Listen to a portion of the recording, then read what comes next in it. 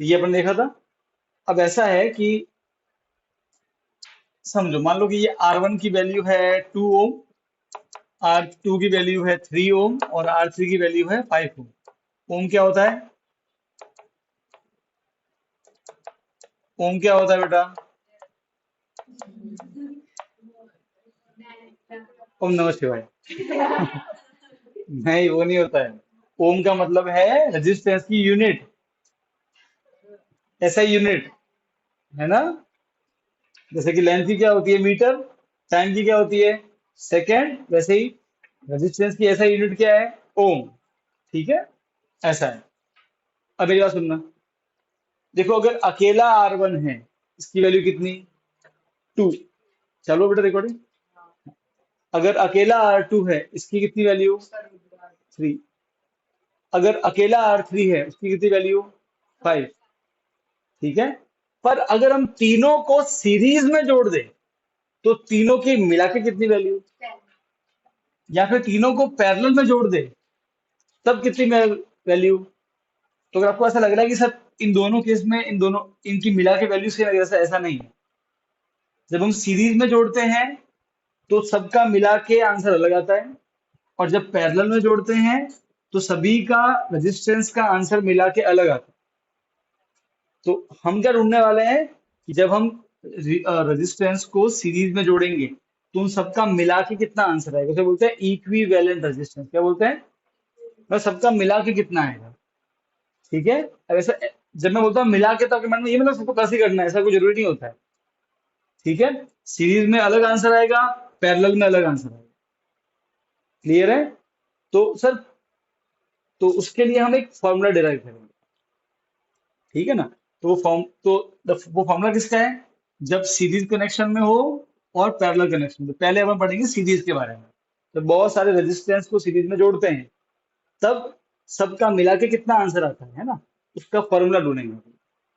अभी जो फॉर्मूला है ना, ये ये मैं डेरिवेशन करवाऊंगा, ये भी बोर्ड में आता है। ठीक है, बहुत बार बोर्ड में पूछा गया है। ध्यान से देखना, और बुक बुक कुछ में ऐसे बोर्ड में देखो बस।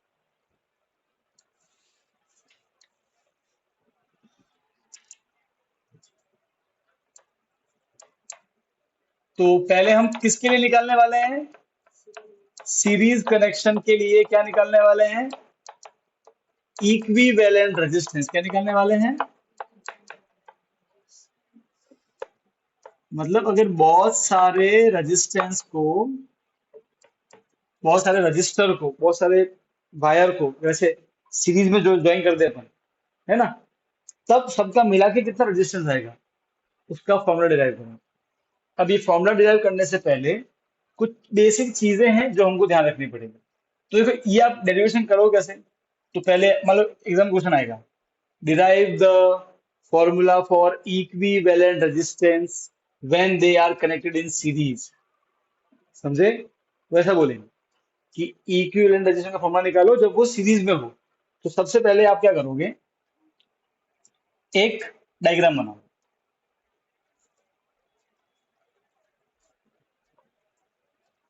डायग्राम कैसे बनाओगे? देखो यहाँ ऐसे तीन कि you will take 3 resistance. Okay, हम चाहे तो ये 4 5 कितने भी ले सकते हैं, पर हम 3 लेंगे डेरिवेशन के लिए। फिर एक बैटरी बनानी है, प्लस माइनस। ठीक है। एक बना देना स्विच। क्या बना देना? स्विच, ऐसे डॉट। ठीक है। और यहाँ बना देना अमीटर। वो चलेगा भाई, वो नहीं चलेगा, ऐसा कर देना। ठीक है। अब डॉट का मतलब क्या है? कि करंट चल रहा है, बटन ऑन है। तो फिर बेटा क्या होती करंट की डायरेक्शन? प्लस से। और एंट्री क्या करता है? अंदर माइनस की, ऐसे आई दिखा देना, कोई दिक्कत नहीं है। बैटरी के यहाँ पे वी लिख देना। समझ गए? ठीक है। और फिर अब एक दो चीजें बता रहा हूँ, वो ध्यान सुनना। देखो बेटा, अभी ये 3 रेजिस्टेंस है, ये R1, ये R2 और ये R3। ठीक। बेटा करंट चला, करंट का मतलब क्या होता है? इलेक्ट्रॉन का चलने से मान लो। करंट मतलब क्या होता है? इलेक्ट्रॉन। अच्छा बेटा, जब इलेक्ट्रॉन चलेंगे, मुझे बेटा जब इलेक्ट्रॉन यहाँ पहुंचेंगे तो इनके पास रास्ता तो एक ही है जाने के लिए। क्या कोई और रास्ता है यहाँ आने के बाद में? बताओ। नहीं है ना? कोई है तो बता दो मुझे। नहीं है ना? तो जब सभी इलेक्ट्रॉन के पास एक ही रास्ता, सारे इलेक्ट्रॉन यहीं से जाएंगे, तो जितने इलेक्ट्रॉन यहाँ एंटर करेंगे उतने को उतने यहाँ जाएंगे, उतने को उतने यहाँ जाएंगे। क्या होता है इलेक्ट्रॉन का मतलब? करंट। इलेक्ट्रॉन का चलना मतलब करंट होता है। इन शॉर्ट, सीरीज में अगर आई करंट यहाँ से चला है, आई, तो यहाँ भी कितना जाएगा? आई। यहाँ से भी कितना पास होगा? जितना यहाँ से चालू होगा उतना ही करंट यहाँ जाएगा, उतना ही करंट जाएगा, क्योंकि रास्ता ही एक है उसके पास। सीधी सी बात है। ठीक है। अब आते हैं वोल्टेज। वोल्टेज का मतलब क्या होता है? ताकत। ताकत है तो यही तो है ताकत। बैटरी की ताकत, बैटरी को ताकत क्यों लगानी पड़ती है? इलेक्ट्रॉन को भगाने के लिए। इलेक्ट्रॉन कहाँ होते हैं? वायर के अंदर होते हैं। उनको खींचना पड़ता है ना, वो कौन खींचता है? बैटरी खींचती है। बैटरी के पास क्या होती है? एनर्जी, ताकत। उसकी ताकत को क्या बोलते हैं अपन? वोल्ट। ओके, अब अपना लिख के बताना कि बॉर्नविटा वाली ताकत। यहाँ ताकत को वोल्टेज बोलते हैं। टेक्निकल वर्ड यूज करना, ठीक है? वो तो मैं सिर्फ समझाने में बताता हूँ आपको। अच्छा, अब मुझे बात बताओ। अब खुद सोचो। मतलब ये बैटरी है जो इलेक्ट्रॉन को आर यहाँ से आगे लेके जाएगी, सही बात है?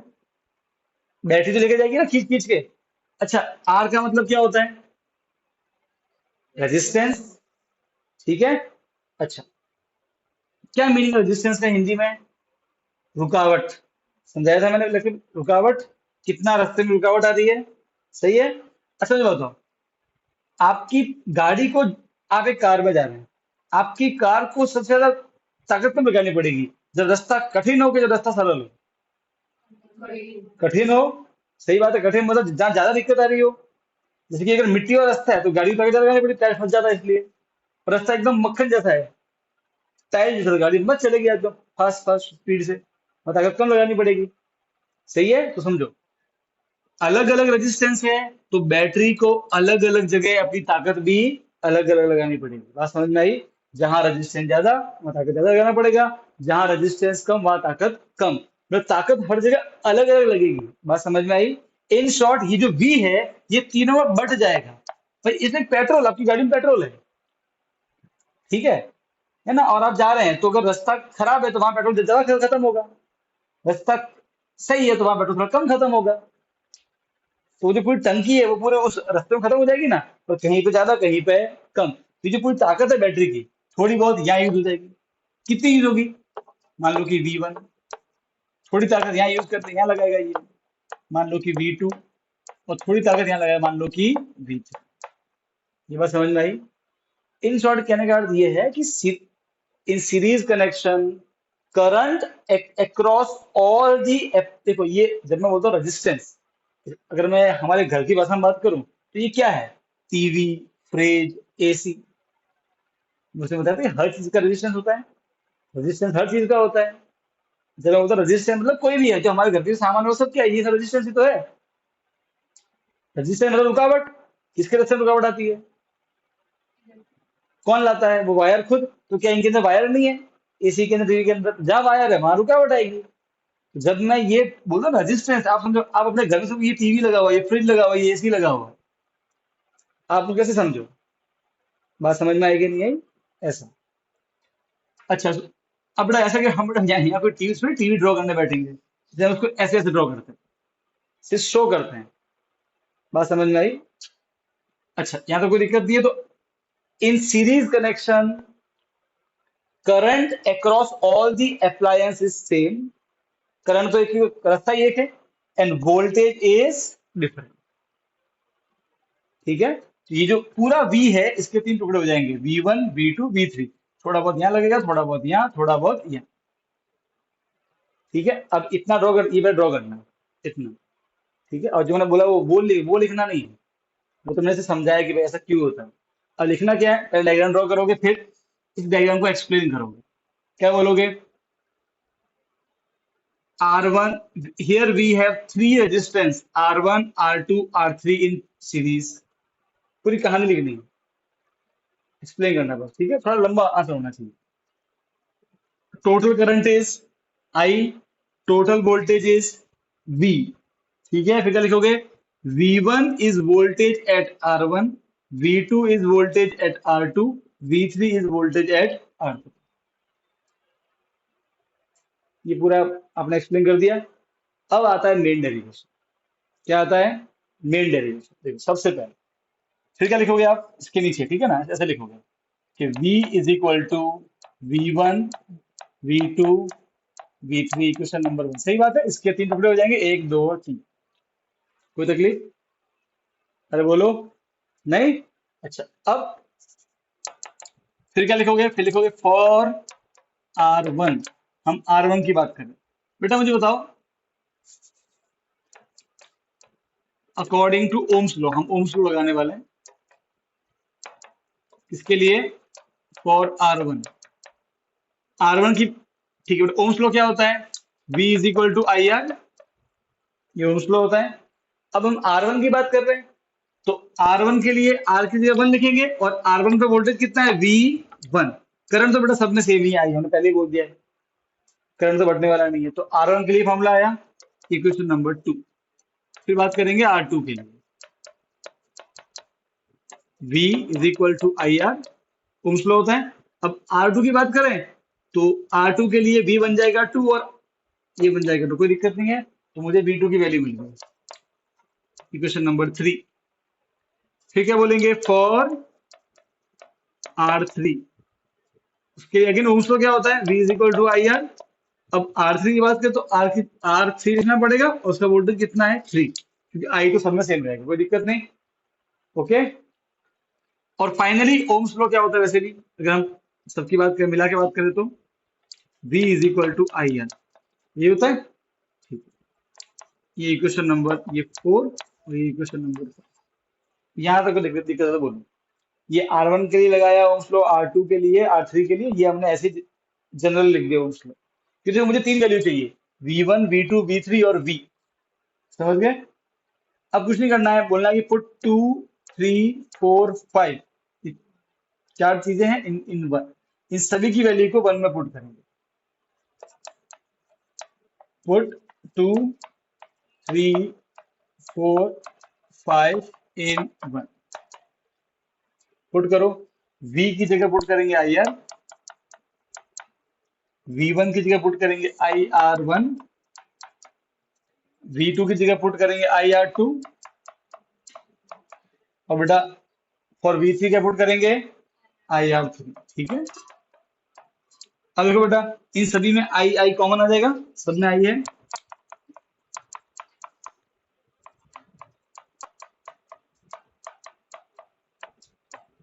तो मल्टीप्लाई क्या बनेगा?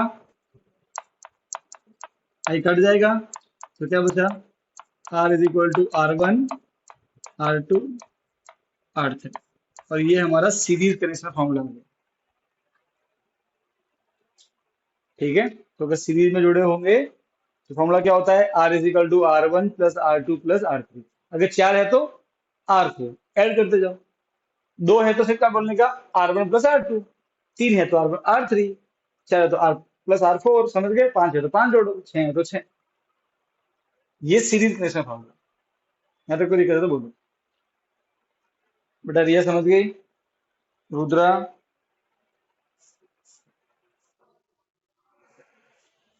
ओके, अब पढ़ेंगे पैरेलल कनेक्शन। देखो, मान लो कि यही 3 रेजिस्टेंस हमने जोड़े हुए पैरेलल में, तब तीनों का मिला के, यहाँ 4 5 जितने भी जोड़े सब, तो तब कितना आंसर आएगा मिला के, है ना, वो देखना। अगेन उसमें भी सेम है, बस डायग्राम अलग है, थोड़ा सा उसमें डिफरेंस है, बाकी प्रोसेस पूरा सेम है। अगेन डेरिवेशन मैंने आपको आपके नोट्स में दिया होगा, ठीक है। तो पर नोट्स में कुछ चीजें हैं जो थोड़ी बहुत डायरेक्ट भी लिखी हुई है, अगर आपको वो समझ, मतलब यही स्टेप्स है, मैंने एक दो स्किप किए हैं बस। ठीक है, अगर आपको ये समझ में आ गया तो आप वो भी एग्जाम में, वो गलत नहीं होगा, वो भी सही है। और अगर आपको पूरा करना है, मैंने पूरा करके दिखा दिया। बस उसमें मैंने वो नहीं लिखा पुट 1 इन 2, मैं समझ गया, मैंने तो लिखा है फ्रॉम 1 2 3 4 5, मुझे आंसर मालूम ही है ना, मैं फ्रॉम 1 2 3 4 5 सीधा लिख दिया फॉर्मूला, वो भी चलता है, वो गलत नहीं है। ओके, एग्जाम इसलिए बोल रहा हूँ, डायग्राम बनाना थोड़ा बहुत वो पूरी वो लिखना, कहानी कि इसमें ये है ये है ये है ये है, ताकि थोड़ा बड़ा हो जाए फिर आपका। जनरली ये 3 मार्क में आता है इसलिए, तो इतना दिखना चाहिए बस। अब हम किसके लिए करेंगे बेटा? पैरेलल कनेक्शन के लिए। क्या क्या है पैरेलल कनेक्शन? तो अगेन डायग्राम बनाओगे, R1 R2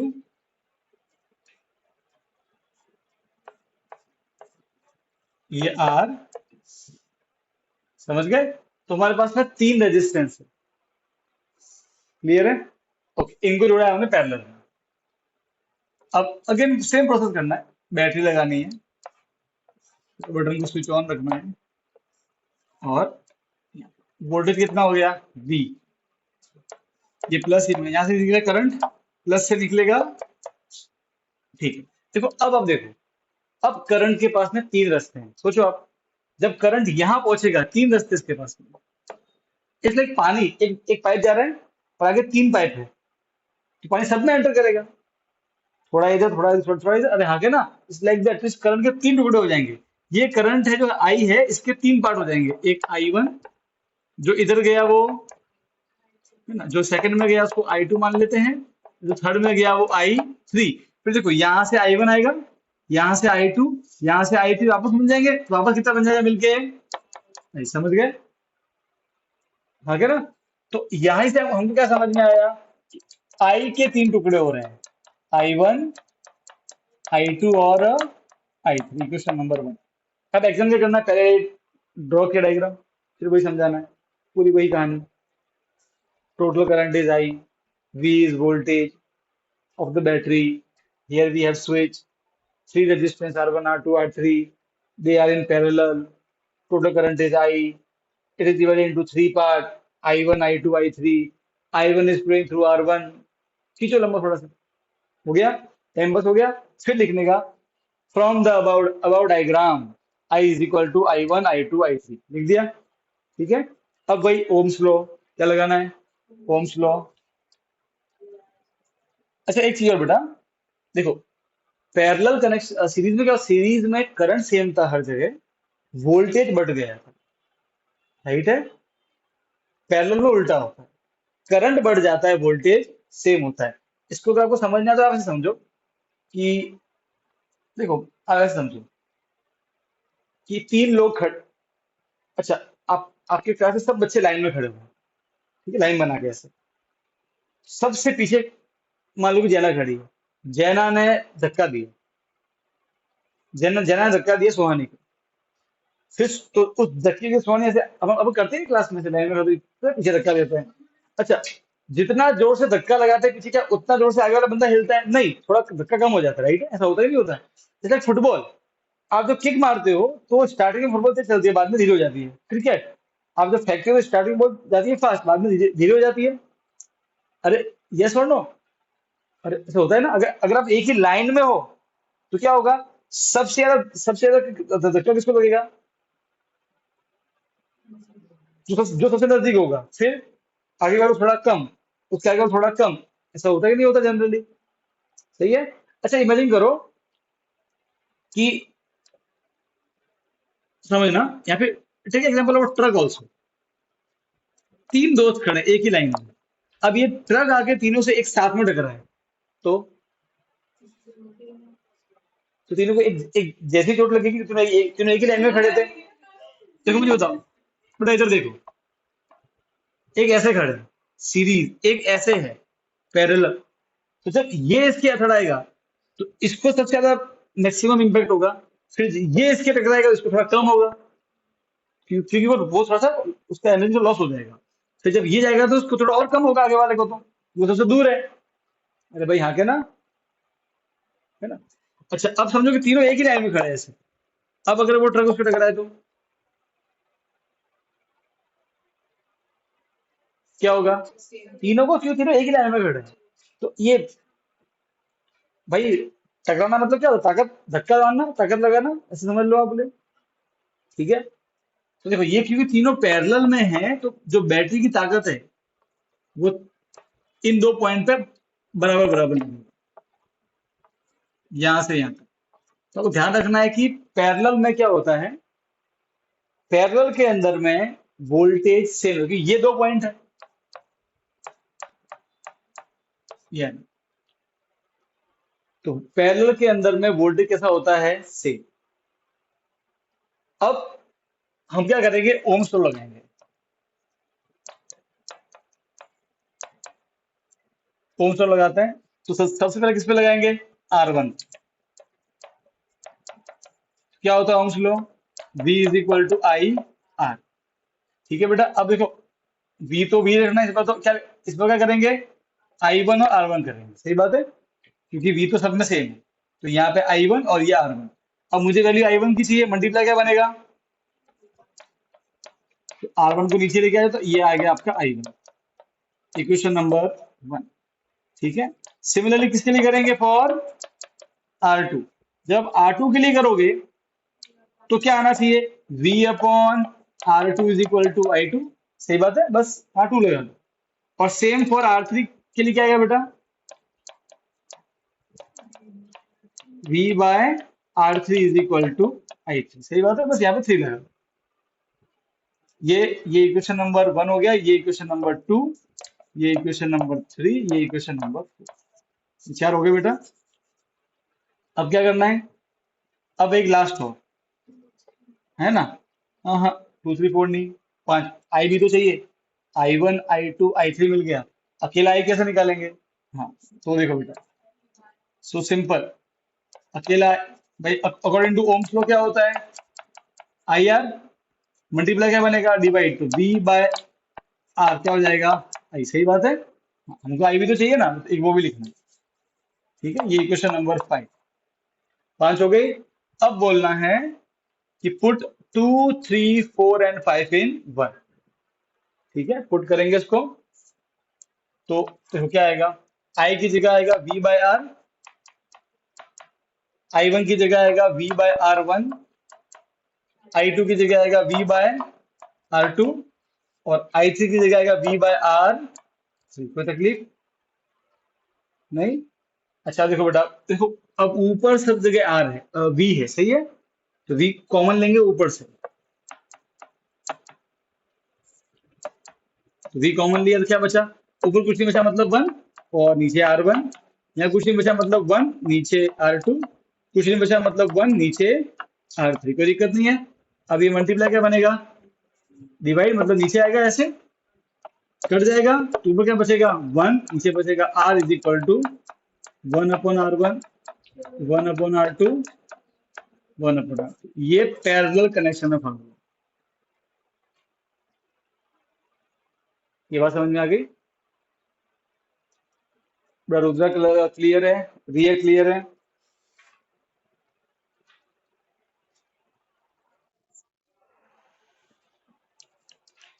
तो क्या फॉर्मूला है सीरीज कनेक्शन में, इक्विवेलेंट रेजिस्टेंस का R is equal to R1 R2 R3 plus कर दो, और पैरेलल में क्या है 1/R। ये अच्छा, ये क्या है, R, ये सबका मिला के आंसर, समझे। अच्छा है ना, वो तो मालूम नहीं, वो निकालना पड़ेगा, R1 R2 R3 ये होगा। अब जब मैं इस पे करूंगा न्यूमेरिकल, तो आपको ज्यादा समझ में आएगा कि मैं क्या बोलना चाहता हूँ। क्लियर है, ठीक है। अच्छा अब है ना, हमारे घर में कौन सा कनेक्शन होता है, डोमेस्टिक, जो हम घर में जब करते, आखिर में घर में क्या है, बहुत सारे वायर जुड़े हुए हैं, फिर वो सीरीज में जुड़े हुए हैं कि पैरेलल में जुड़े हुए हैं। ठीक है, तो वो समझेंगे, और फिर क्यों ऐसा होता है, कारण क्या है उसका, अगर ऐसा नहीं हुआ तो क्या दिक्कत आएगी हमारे घर में, हम वो भी देखेंगे। ठीक है, हमारे घर में जो भी कनेक्शन होते हैं वो सारे पैरेलल में होते हैं। हमारे घर की कोई भी चीज, हमारे घर के कोई भी इंस्ट्रूमेंट सीरीज में जुड़ा हुआ नहीं होता है। अब क्यों नहीं होता है, तो सीरीज कनेक्शन के कुछ डिसएडवांटेज है, समझ गए, वो डिसएडवांटेज क्या है, अपन वो समझेंगे। तो हमारे हाउस होल्ड कनेक्शन किस कौन से कनेक्शन में होते हैं, पैरेलल। ठीक है, तो सीरीज में क्यों नहीं होते, तो क्या समझो, अभी जस्ट हमने समझा था सीरीज कनेक्शन, ये क्वेश्चन भी आया हुआ है कि what are the disadvantage of series connection. ठीक है, देखो सबसे पहले अपन देखा था कि जब अपन ने पहला बार किया था वो डेरिवेशन, तो मैंने क्या बताया था कि सीरीज कनेक्शन में क्या होता है, करंट सेम होता है सब में, वोल्टेज सब में कैसा होता है, अलग अलग। करेक्ट? अरे बोलो, बात समझ में आ रही है? अब मैं आपको एक बात बताता हूँ। हमारे घर में अलग अलग चीजें हैं, पंखा है, छोटा सा बल्ब है, एसी है, टीवी है, गीजर है, मोबाइल फोन है, बहुत चीजें हैं, छोटी छोटी मोटी चीजें। सबको आखिर में लाइट चाहिए, पर सब अलग अलग करंट पे चलते हैं। अगर आपने अभी कभी नोटिस किया हो तो पता है हमारे घर में जो बटन होता है, एसी वाला बटन होता है, या जो बाकी बटन होता है उनका बटन थोड़ा थोड़ा बड़ा आता है। जनरली देखो वो एक अलग से बटन होता है उसका।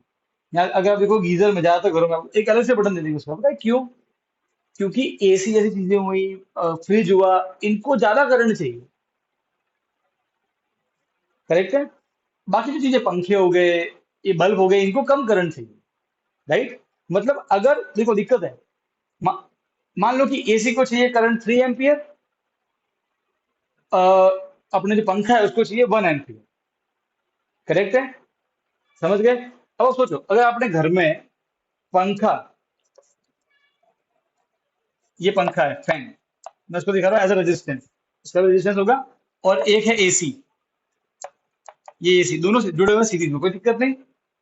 अब बेटा, पंखे को चाहिए 1 एम्पियर, एसी को चाहिए 3 एम्पियर। समझो, पंखे को अगर 1 एम्पियर से कम मिला तो पंखा चालू नहीं होगा, 1 से ज्यादा हुआ तो पंखा उड़ जाएगा। हाँ, उसकी ताकत ही इतनी है, सबकी तभी ताकत होती है। और एसी की दिक्कत है, एसी को मिनिमम 3 चाहिए, 3 से कम आया चालू नहीं होगा, 3 से बढ़ गया तो एसी भी जल जाएगा। अब अगर आप बोलोगे सर एक काम करते हैं, सर काम करते हैं ना, हम सिर्फ 1 भेजते हैं। कितना भेजते हैं करंट को? 1, 1 एम्पियर करंट भेजते हैं। अब आप सोचो, केवल 1 एम्पियर जाएगा तो केवल कौन जलेगा? एसी चालू ही नहीं होगा। किस काम का करते हैं एसी? आप समझे? और अगर आपने गलती से 3 एम्पियर भेज दिया तो पंखा चल जाएगा। और सुनो, पंखा जैसे चलेगा यहां से वायर टूट जाएगी, जलना मतलब वायर टूट जाता है, और टूट गया, सर्किट ब्रेक हो गया, पूरे घर की लाइट गई। सीरीज की ये दिक्कत है, अगर आपने सबको सीरीज में जोड़ा तो एक अगर फेल हो गया तो पूरे घर की लाइट खत्म। देखो, यहाँ से वायर टूट गया। मैं बोलता हूँ सर्किट फेल होना मतलब वायर का जल के टूट जाना, उसको सर्किट फेल होना। वो शॉर्ट सर्किट होना, सुनो बहुत बार कभी आग लग गई कि शॉर्ट सर्किट हुआ। वो क्या शॉर्ट सर्किट? कोई वायर था, जल के पिघल के टूट गया, वो शॉर्ट सर्किट। अब जब वो टूटा और जला तो उसे उसे क्या निकली? चिंगारी निकली, उससे आग लग गई। समझ गए? तो शॉर्ट सर्किट हो जाएगा, वायर पिघल के टूट जाएगा, तो करंट चलेगा ही नहीं, पूरे घर की लाइट बंद। तो इन द पहला the first disadvantage of the series is, if one if one item stop working, all all item will not work till that first item is repaired। समझ गए? जब तक आप ठीक नहीं करोगे अंदर से वायर, तब तक कोई चालू नहीं होगा। दूसरी दिक्कत, in series connection current is same, okay, but different different appliance require different current to operate. बात समझ में आ गई? सबको अलग अलग करंट चाहिए तो क्या दिक्कत होगी? सब सही से काम कर पाएंगे नहीं। एक को करंट मिलेगा उसके उसके मुताबिक, तो दूसरे को कम पड़ जाएगा, ज्यादा करंट चाहिए। और तीसरी दिक्कत क्या है सीरीज में? Voltage is different across all. पता है, वोल्टेज बढ़ जाता है, राइट है? हमारे घर में जो भी देखो, ये गवर्नमेंट के रूल्स है, हर कंट्री में अलग अलग होते हैं। हमारे कंट्री में जो घर पे आता है वोल्टेज, उसकी वैल्यू होती है 220। कितनी होती है? 220। तो गवर्नमेंट के रूल्स है पंखे की कंपनियों को, एसी कंपनियों को, कि आप ऐसी चीजें बनाओगे जो 220 वोल्ट पे घर पे चालू हो जाए। अब जो ना बड़े बड़े मशीन होते हैं फैक्ट्रियों में, तो फैक्ट्रियों में अलग जाता है वो करंट, उनके लिए अलग सप्लाई होती है, उनके लिए हाई वोल्टेज सप्लाई होती है। हमारे घर में केवल 220 सप्लाई, तो हमारे घर पर जो भी सामान आएगा ना, उस सबको 220 वोल्ट चाहिए, तभी वो काम करेंगे सही से। तो अगर कम, पता है कोई नोटिस किया होगा कि ना कभी कभी लाइट लाइट एकदम डिम हो जाती है, या पंखा एकदम ऑटोमेटिक धीरे हो जाता है, फिर एकदम तेज हो जाता है। ये क्यों होता है? ये वोल्टेज की वजह से होता है, क्योंकि इसको सही काम करने के लिए 220 वोल्टेज चाहिए ही चाहिए। अब बेटा सीरीज में तो हर एक की वोल्टेज क्या हो जाता है, सब में वोल्टेज बढ़ जाता है। तो 220 यहाँ से आया है, तो पंखे को मिलेगा 100, किसी को मिलेगा 50, तो कोई भी सही काम करेगा नहीं। बात समझ में आ गई? क्लियर है? तो ये 3 डिसएडवांटेज है किसके? सीरीज के।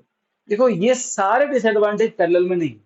कैसे? देखो, तो हमारे घर में सब चीजें जुड़ी हुई है पैरेलल में।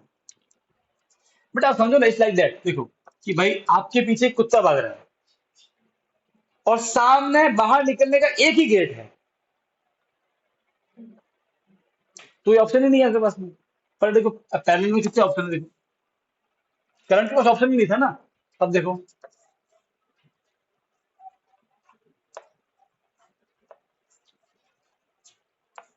ये पैरेलल कनेक्शन, ठीक है। देखो यहाँ पे, यहां से करंट निकला, यहां पहुंचा, पहुंचा। पैरेलल कनेक्शन में वोल्टेज सेम रहता है, तो अगर ये 220 तो सबको कितना मिलेगा, 220। पहला एडवांटेज। दूसरा advantage, in parallel connection current is different, तो जिसको जितना चाहिए उतना ले लेगा। अरे भाई यहाँ के ना, सबको उसके वो सबको सबको अपने हिसाब से करंट मिल जाएगा। करेक्ट है, कोई दिक्कत नहीं है। और तीसरा फायदा देखो, अगर मान लो कि ये एसी है, ये आपके रूम का फ्रिज मतलब पंखा है, फैन, और ये बल्ब है। मान लो कि बल्ब खराब हो गया, फूट गया, मतलब यहाँ का वायर टूट गया, खराब, सर्किट ब्रेक। तो देखो अब करंट यहाँ पहुंचा, राइट है।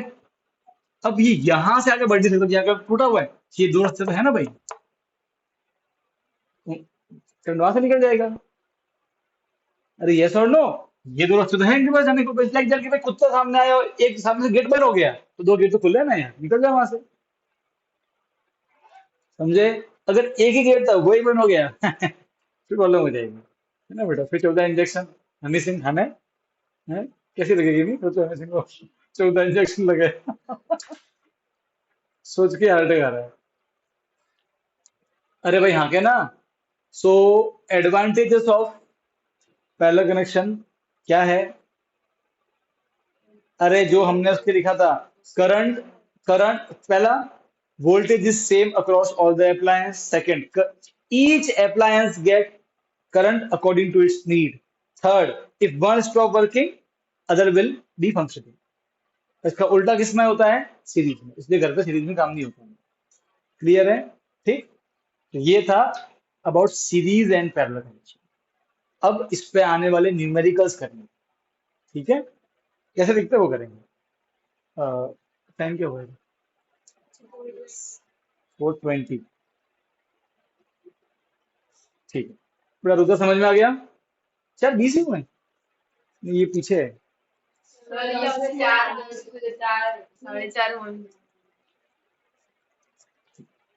में आ गया? रुद्रा, रिया,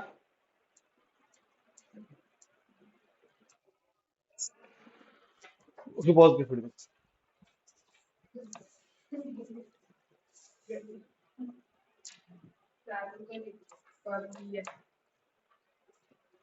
आपको ऐसे देंगे कि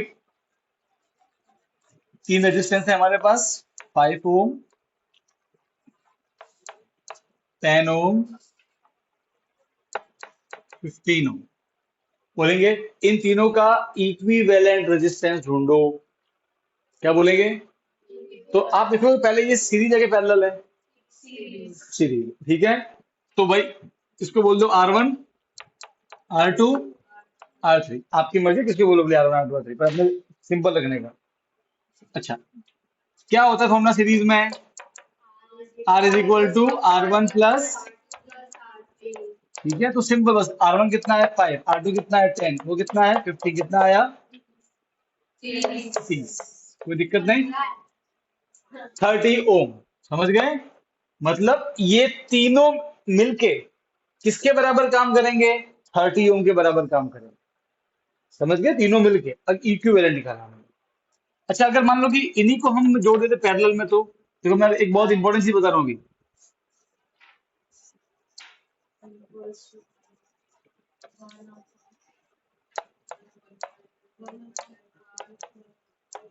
अब मान लो कि मैं तीनों को पैरेलल में जोड़ दूं, अब ये तीनों मिलके किसके बराबर काम करेंगे? तो देखो अब ये पैरेलल में है, पहले पहचानो किसमें पैरेलल में। क्या होता है फॉर्मूला पैरेलल में?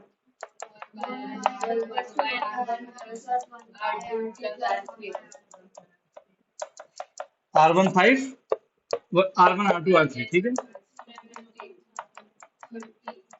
अब बेटा एलसीएम आएगा 15, इन सबका आएगा 30, ठीक है। अब 5 की टेबल में 6 बार, 10 की टेबल में 3 बार, 15 की टेबल में 2 बार, 1 6 6, 1 3 जा 3, 1 2 जा 2, 11/30। ये 1/r, मुझे तो आर चाहिए तो पलटी मारेंगे ऐसे, उसमें नहीं कहते 1/, पलटी पलटी मारो तो आर क्या हो जाएगा, नीचे वाला ऊपर, ऊपर वाला पॉइंट में निकालेगा। अब बात नोटिस करने लायक क्या है, सीरीज में इक्विवेलेंट रेजिस्टेंस बढ़ जाता है, पैरेलल में कम हो जाता है। आप समझे कि नहीं समझे? ठीक है, ये एक और फायदा है हमारे घर के वायरिंग का, रेजिस्टेंस ज्यादा, करंट कम, रेजिस्टेंस कम, करंट ज्यादा, राइट है। तो हमारे घर में सब कैसे कनेक्शन है, पैरेलल। तो पैरेलल में जो, देखो आप सोचो, ये अकेला टीवी उसका 5 है, इमेजिन करो 5 रेजिस्टेंस, अकेले का 10, अकेले का 15, पर तीनों मिला के कितने हो रहे हैं, केवल 2.72। रेजिस्टेंस तो और कम हो गया, रेजिस्टेंस कम, करंट ज्यादा, बिल भी कम आएगा फिर। समझे, एक फायदा ये और है, ताकि ओवरऑल जो रेजिस्टेंस है घर की सब चीजों का वो कम हो जाए, ताकि करंट की सप्लाई प्रॉपर चलती रहे घर में। ये बस समझ में आई कि नहीं आई, कि सबको भाई, किसी को 2 एम्पियर दिए, किसी को 3 एम्पियर दिए, सबको सप्लाई मिलती रहे उतनी। ठीक है, ये फायदा और है, तो इसलिए in parallel connection the overall resistance gate decrease. देखो हर एक से वैल्यू कम होगी, 5 से भी कम है, 10 से भी कम है, 15 से भी कम है। ठीक, तो ये तो केवल सीरीज और ये केवल पैरेलल। सर अगर मिक्स आ जाए तो, सीरीज भी है पैरेलल भी है, वो कैसे होता है, वो दिखाता हूँ। अगर केवल ऐसे दिया हुआ है तो ये रहा आंसर किसका, इक्विवेलेंट का। केवल ऐसे दिया हुआ है तो ये रहा आंसर किसका, इक्विवेलेंट का। समझ गए? पर अगर सर ऐसे क्वेश्चन आ जाए तो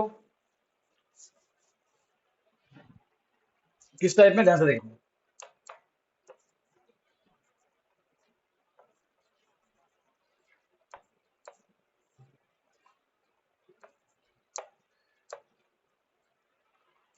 देखो सर, ये दो पैरेलल में है कि नहीं है, ये तो अलग ही है पूरा, देखो ये तो पूरा अलग ही सारा, जैसे वो आती है ना, पूछ भी चिपकी हो ना ऐसे, पूछ, लाइक पूछ। देखो अब सुनो, ये तीनों पैरेलल में नहीं है और ना ये तीनों सीरीज में है, मिक्स है। देखो ये दोनों पैरेलल है, ये तो साफ दिख रहा है हमको। बेटा ऐसे नहीं सोचना सर, ये देखो एक लाइन में है, छुपा दो इसको, सीरीज ऐसे नहीं होता है। ठीक है, घर की खेती नहीं है बेटा। तो पहले ये दोनों पैरेलल में, पहले इनको सॉल्व करो, पहले इनको सॉल्व करो, इनको, इसको मान लो R1, इसको मान लो, तो पहले इनको अलग से ड्रॉ करो। ये आप कह रहे हैं ये स्टेप होंगे, ये स्टेप नंबर 1। अगर एग्जाम में ये 2 मार्क का आता है तो आपको ऐसे कवर करना है, स्टेप नंबर 1, 2 और 3। इसको मान लो R1, इसको मान लो R2, सही है। अब ये दोनों पैरेलल में है तो लिख देना पैरेलल, क्या लिख देना, थोड़ा ऐसा लिखना बड़ा छोटा, ताकि वो दिखे, उनको मजा आए, क्या हाँ बच्चा होशियार है। ठीक है, फिर बेटा क्या होता है parallel formula, 1/r is equal to 1/r1 plus 1/, दो है तो दो ही लिखेंगे। अब वैल्यू पुट करो बेटा, सीधी सी बात है। R1 कितना है 2, R2 कितना है बेटा 3, कितना है एलसीएम 6,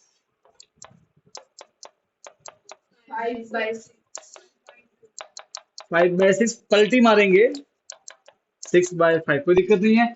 एक मिनट, ये सबका आंसर नहीं, इन दोनों का है, पॉइंट में निकालना है, पॉइंट में लास्ट में निकालेंगे। अब इन दोनों का आंसर कितना आया, हाँ तो अब देखोगे स्टेप नंबर 2। अब देखो, अब ये दोनों, अब क्या करोगे, अब ये दोनों ड्रॉ नहीं करोगे, इन दोनों की जगह केवल एक अकेला ड्रॉ करोगे।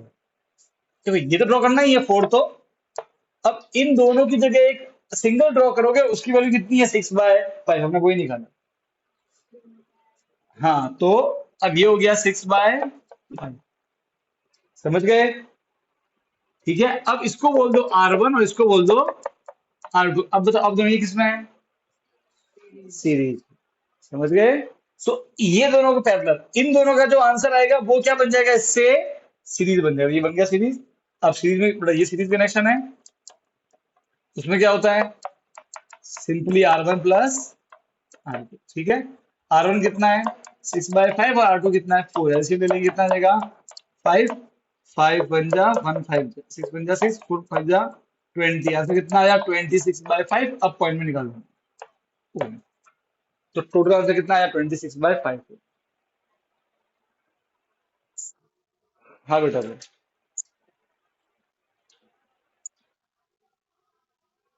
हाँ बेटा, देख ये दोनों पैरेलल में है।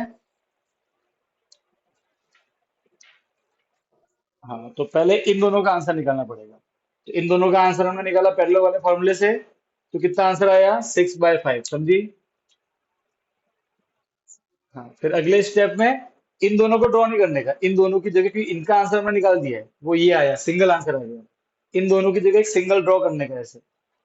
ये फोर तो है ही है साथ में, इन दोनों की जगह एक सिंगल ड्रॉ करने का, और उसकी वैल्यू कितनी हमने निकाल दी 6/5, समझी। हाँ अब ये दोनों कैसे दिख रहे हैं सीरीज में।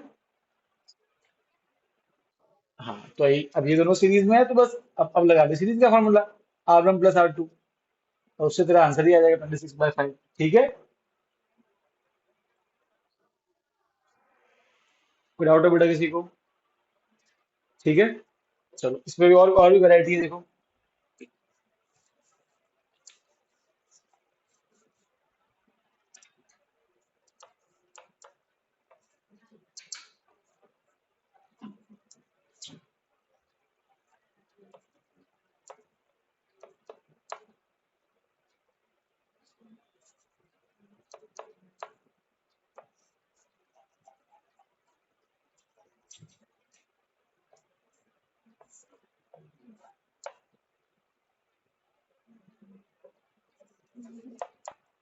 अब देखो, इसको देखो।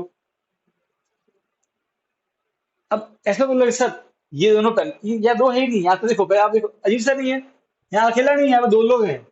तो पहले आप इन दोनों को सॉल्व करोगे, ये दोनों अकेले सीरीज में है, ये दोनों अकेले सीरीज में है, और इनका जो आंसर आएगा, इसका जो वो कैसे आपस में है, पैरेलल में है। बात समझ में आई। तो आपको ऐसे डायग्राम देख के जज करना पड़ेगा। तो पहले देखो, पहले मैं इसको कर रहा हूँ, ये सीरीज में है, तो मान लो कि ये R1 और ये R2, तो बेटा कितना आएगा, R1 + R2, 5 + 10 कितना हो गया 15। ये भी सीरीज में आ गया, ये दोनों अकेले हैं, तो कितना होगा R1 + R2, 5 + 10। ओके, अब वापस से ये स्टेप नंबर 1, ये स्टेप नंबर 2। स्टेप 1 में केवल इनको सॉल्व करो, स्टेप 2 में इसको करो, और स्टेप 3 में इन दोनों की जगह अब एक सिंगल ड्रॉ करेंगे, समझे। और इन दोनों की जगह अब एक सिंगल ड्रॉ करेंगे ऐसे। इसका कितना आंसर सिंगल का 15, इसका कितना आंसर है 15। अब ये कैसा है, पैरेलल, तो क्या लिखोगे, पैरेलल। तो ये R1 ये R2, ठीक है।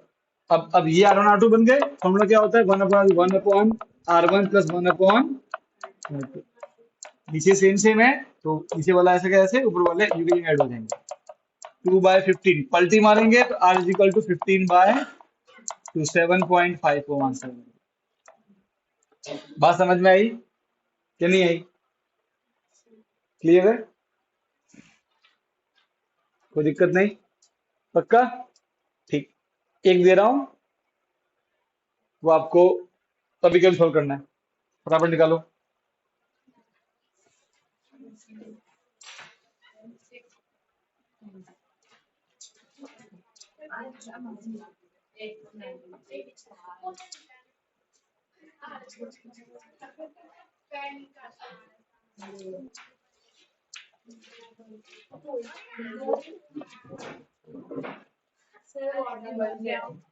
हाँ,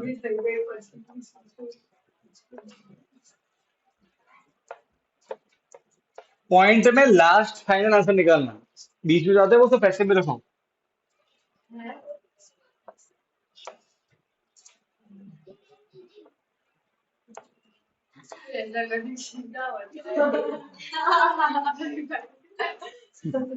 बना बना। हाँ, ये सब एक ही है, अलग अलग नहीं है, देखो सब एक ही है। तो दिमाग लगाओ यार, मैं सिखाया तो अभी। हाँ ड्रॉ नहीं चलेगा, तुम मेरे पास फाइनल आंसर निकालो।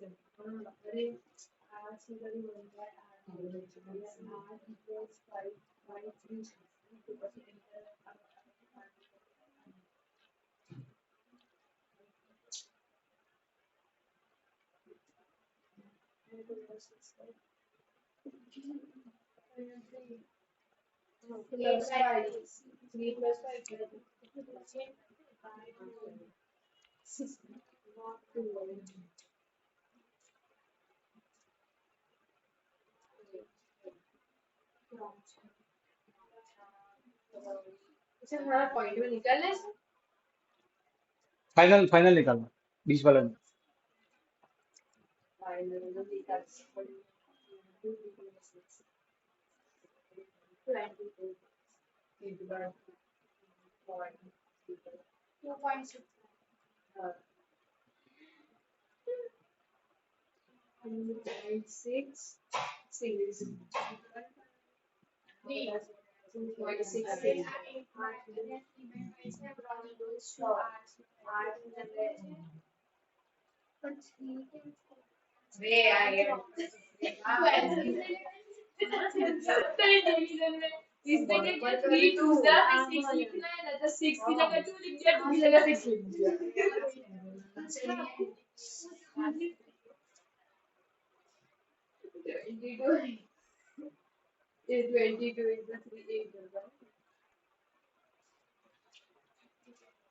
हो गया।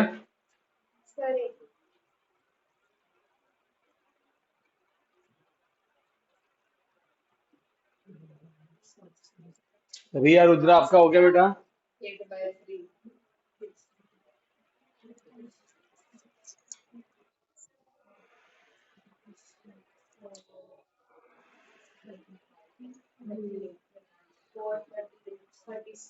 अरे इतना बड़ा क्या कैलकुलेशन है सुहानी, इतना बड़ा क्या कैलकुलेशन कैसे कर रहे हो बेटा? अंदर अंदर कोई सीरीज में नहीं होगा। देखो यहाँ देखो, सीधे सिंपल थॉट रखना है। ये दोनों क्या आपको साफ साफ दिख रहा है पैरेलल में? ये सिंगल सिंगल है यहाँ पे और पैरेलल में दिख रहे हैं। ये भी सब सिंगल सिंगल है और पैरेलल में है। तो ये दोनों पैरेलल को अलग करो, इन दोनों को अलग करो, इन दोनों का एक आंसर आएगा, इनका एक आंसर आएगा, वो बन जाएगा सीरीज में। बात समझ में आ गई? ये पैरेलल है। तो पहले देखो, पहले मैं इन दोनों कर रहा हूँ, ठीक है? ये इन दोनों कर रहा हूँ। 1/r is equal to 1/r1 plus 1/r2। बेटा कितना होता है? हाफ और हाफ 1। ठीक है, पैरेलल दिया आंसर। ये भी पैरेलल में ही सब। तो यहाँ क्या लिखोगे? 1/r is equal to 1/r1 plus 1/r2 plus 1/r3। समझ गए? अच्छा बेटा, एलसीएम 5 ही आएगा, ऊपर वाला ऐसे कैसे हो जाएंगे? तो आएगा 3/5, पलटी मारो तो 5/3। अब क्या करने का? इसकी जगह ये दोनों हटा के केवल एक ड्रॉ करो, ये तीनों हटा के केवल एक ड्रॉ करो। इन दोनों का आंसर 1 है, इन तीनों का आंसर 5/3। अब ये सीरीज में इनको ऐड कर दो, R1 प्लस R2। 1 3 जा 3 बन जा, 1 3 जा 3, 5 बन जा 5, 8/3 आ गया आंसर। ठीक है, सो 2.66 ओम आ जाएगा। ठीक है, ऐसे करना।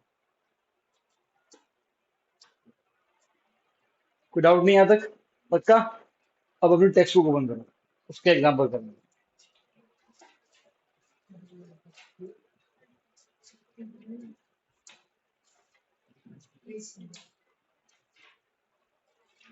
क्या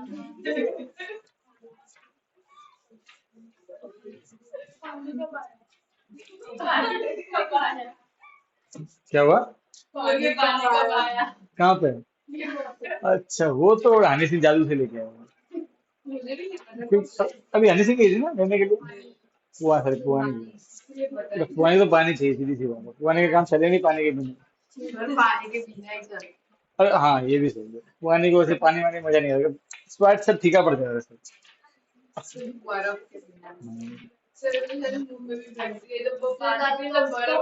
सोने सोने से करती है ऐसे पीती है।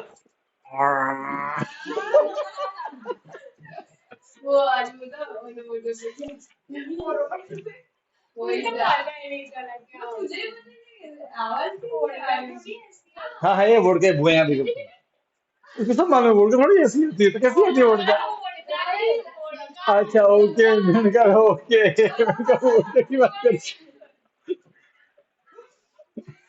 मुझे कहा सो कैसे?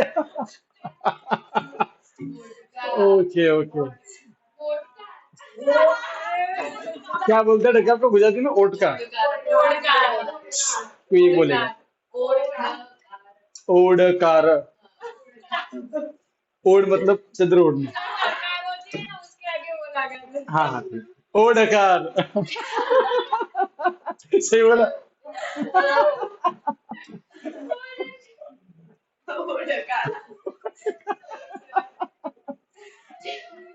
अरे अरे अरे यार, चलो कोई नहीं, इसमें जाने दो ओडकार। Okay, example 11.7। पहले सब टेक्स्ट ओपन करो, जिसके पास नहीं है वो बेटा आपस शेयर करो। एक मैंने ले ली बेटा। बेटा यस को दे दो। जैना और हाँ, ये और जैना देखो, अपने सुहानी और जाना देखो, ये देखो। हाँ, अच्छा हाँ ठीक है ठीक है, correct. Done. Okay, example 11.7, old book है तो 12.7। ठीक है, पहले तो जो डायग्राम दिया हुआ मैं वो ड्रॉ कर रहा हूँ। अब मेरी बात सुनो, बहुत बार ऐसा डायग्राम नहीं दिया होगा, ऐसे भी क्वेश्चन बुक में है, और वो भी करेंगे, ठीक है। देखो, वैसे डायग्राम इस पर दिया हुआ है तो ये अच्छी बात है। तो पहले डायग्राम ड्रॉ कर रहा हूँ, बहुत ही इजी क्वेश्चन है, ये खास है नहीं इसमें। 4 ओम एक बल्ब है, एक बैटरी है, फिर एक अमीटर है, बटन है के, और ऐसे आई दिया हुआ है, ठीक है बढ़िया। इसका वोल्टेज कितना है? 6 वोल्ट। ओके बेटा, अब ये बल्ब है, ओके। अब सुनो, बल्ब को भी हम एक रजिस्टर माने, भाई हर चीज का अपना रेजिस्टेंस है, ठीक है। तो इसको बोल दो कि ये R1 है और ये क्या हो गया? R2। दो रेजिस्टेंस हमारे पास में है, ठीक है ना, ऐसा समझ। ठीक, और दोनों सीरीज में पैरेलल में है। ये दोनों सीरीज है कि पैरेलल है? ये सीरीज में, लाइन में ही तो है, सीरीज में है, ठीक है। हाँ, अब देखो, एन इलेक्ट्रिक लैम्प, लैम्प मतलब बल्ब की बात कर रहे हैं, whose resistance is 20 ओम। कितना बल्ब का रेजिस्टेंस है? 20 ओम। इस and the conductor of 4 ohm, ये रहा 4 ohm, are connected to a 6 volt battery. अरे हाँ के ना?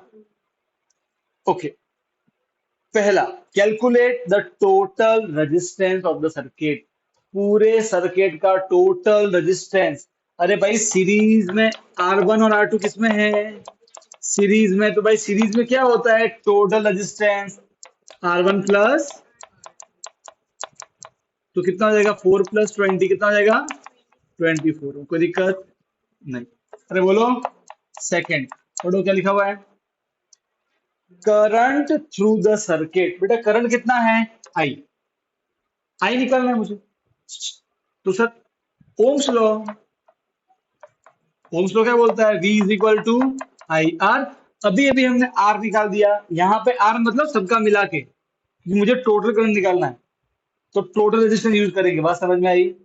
अच्छा, तो हाँ तो आर वी मालूम है, आई निकाल देंगे, वी कितना है बेटा 6, आई आर कितना आया है 24, मल्टीप्लाई क्या बनेगा डिवाइड 6/24, तो 6 × 6 = 24 एम्पियर कितना आया करंट 0.25 डिवाइड करोगे, कोई दिक्कत है क्या? आ गया? सही है। अब जो थर्ड पार्ट है वो इंपॉर्टेंट है, याद करो मैंने क्या बताया था, सीरीज में करंट सेम की वोल्टेज सेम, करंट सेम एक ही रास्ता है, वोल्टेज अलग अलग, मतलब ये 6 वोल्ट का कुछ पार्ट तो यहाँ पे जाएगा खर्च और कुछ पार्ट यहाँ जाएगा, तो मान लो कि यहाँ पे V1 और यहाँ पे V2। अरे मैं सीधा वो ताकत लगती है खींचने में, वो याद करना। जो क्या पूछे थर्ड में, पोटेंशियल डिफरेंस मतलब कितना वोल्ट है कहाँ पे, लैंप में और कंडक्टर में, मतलब कितना वोल्टेज यहाँ खर्च होगा कितना वोल्टेज यहाँ। बेटा करंट तो सेम ही रहने वाला, सीरीज है ये तो हम जानते ही पहले से ही, वोल्टेज अलग अलग होगा तो कितना होगा, तो पहले मैं कर रहा हूँ लैंप के लिए, किसके लिए कर रहा हूँ, लैंप। भाई लैंप जो अपना अपना लैंप है उसके लिए, उसका बेटा उसके लिए लगा ओम्स लॉ, V = I है जो हमने डेरिवेशन में किया, राइट है। अब बेटा देखो, याद करो सीरीज में यहाँ पे V2 और ये कितना हो गया R2, आई तो आई रहता है सीरीज में, याद करो डेरिवेशन, है ना। अच्छा V2 मुझे मालूम नहीं है, I2 मुझे मालूम है ना 1/4 टोटल करंट, और R2 कितना है दिया हुआ है 20, 4 5 जा मतलब 5 वोल्ट, 6 में से 5 वोल्ट यहाँ गया, समझ गए, 1 वोल्ट में आप निकालते हैं, एक आता कि नहीं आता है आंसर। अब क्या निकालेंगे, किसके लिए निकालना है, फॉर दिस R1, R1 को इन्होंने क्वेश्चन में क्या बोला है, कंडक्टर, क्या बोला है, एक कंडक्टर, सबका अपना रेजिस्टेंस है ना, तो क्या लिखोगे V = I R, अब इसको मैंने 1 माना है तो यहाँ पे 1 है, यहाँ पे 1 लिख देना, सीरीज में तो भाई करंट सेम हो तो उसको आई को आई रहने देना है, V1 निकालना है, आई कितना आया है 1/4 और R1 कितना दिया हुआ है 4, कट गया, कितना आंसर आया 1 वोल्ट। देखो 5 + 1 कितना होता है 6, देखो प्रूव हो गया ना, दोनों मिला के 6 आ गया, आया कि नहीं आया, निकाल दिया ऐसे, समझे कि नहीं समझे, अरे बोलो भाई, डन, कोई तकलीफ है तो बोलो यहाँ तक, पक्का, गारंटी, बढ़िया।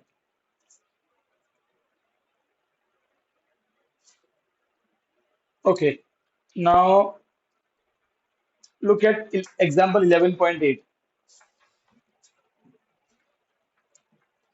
इसमें डायग्राम दिया हुआ है पर वो इस पेज पे नहीं किसी और पेज पे, तो वहां जाकर हमको उसको ढूंढ के आना पड़ेगा। सर पीछे वाले पेज यही डायग्राम है।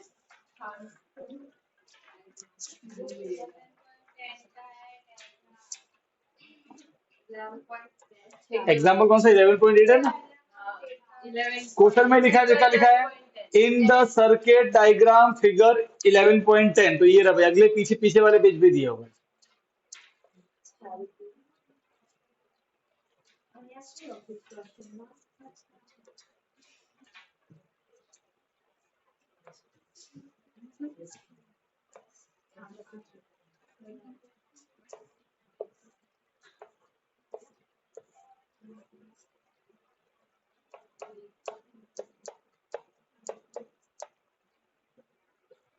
देखो मैं सब कुछ नहीं बना रहा हूँ, सिर्फ मैं जो मेन मेन चीजें वही लिख रहा हूँ।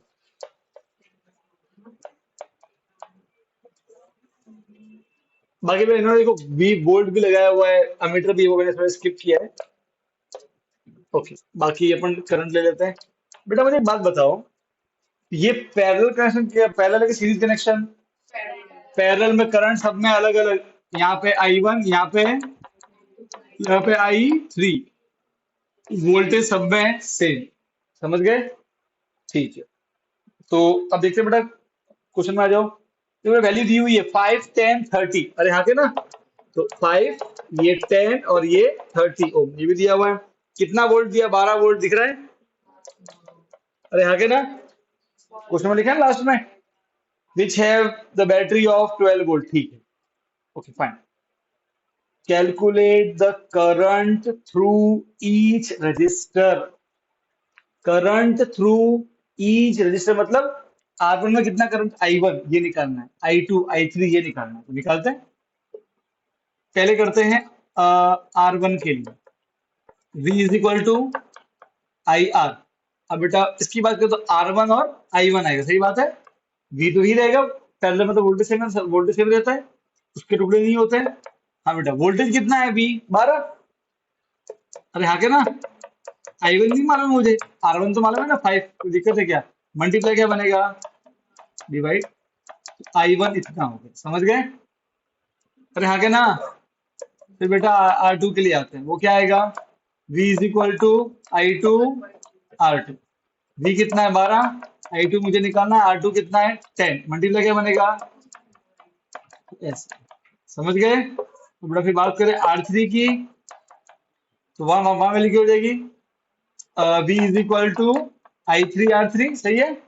V 12 है और R3 है 30।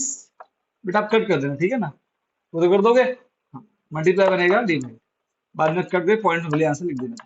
और लास्ट में ए लगाना, एम्पियर यूनिट जरूरी होता है लगाना, कोई दिक्कत नहीं। ये हमने हर एक के थ्रू कितना करंट है वो निकाल दिया। ओके, तो क्या अब टोटल करंट आ जाएगा, आ जाएगा सर। I1 I2 I3 तीनों को जोड़ेंगे तो क्या आ जाएगा, टोटल करंट। भाई तीनों मिला के तो आई हो जाएगा ना, कोई दिक्कत नहीं है। देखो पूछा है, अगले देखो अगले में पूछा है, फाइंड द टोटल करंट, मतलब आई। हम से निकालते हैं आई क्या होता है, I1 प्लस। अच्छा देखो बेटा, तो एक सेकंड, सर आपने ये क्यों लगाया फॉर्मूला, यहाँ से भी तो आई आ जाएगा। नहीं, अगर आप ये लगाओ फॉर्मूला, और अगर आप टोटल करंट, यहाँ पे आई का मतलब क्या है, टोटल करंट, समझ गए? क्वेश्चन में लिखा है ना, हम तो टोटल करंट।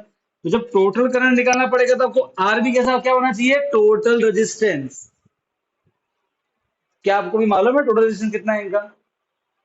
ओके, सही बात है, वो तो निकालना पड़ेगा किसमें है, पैरेलल में। और वो हमको कोई देखो, इसमें इसमें थर्ड नंबर में निकालना है, चेक करो लिखा हुआ है। तो क्या बिना टोटल रेजिस्टेंस निकाले हम आई निकाल सकते हैं इस केस में, क्यों? क्योंकि हमको I1 I2 I3 मालूम है, तीनों को ऐड कर देंगे, तो कोई दिक्कत है क्या? Simply I is equal to I1 I2 और I3। I1 कितना है 12/, I2 कितना है बेटा, और वो कितना है 12/30। कितना एलसीएम आएगा, 5 में कितनी बार, 6 3 कितनी बार, 6 3 12 6 +12, सही बात है। यहाँ के ना कितना हो जाएगा,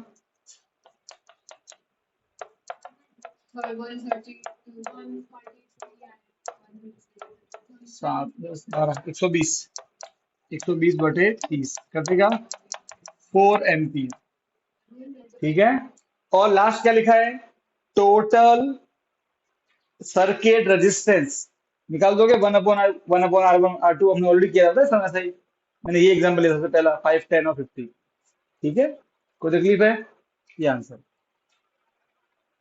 ठीक है। एग्जांपल 11 को कल करेंगे, और फिर अब ऑलमोस्ट हम चैप्टर के एंडिंग पे ही है, ठीक है।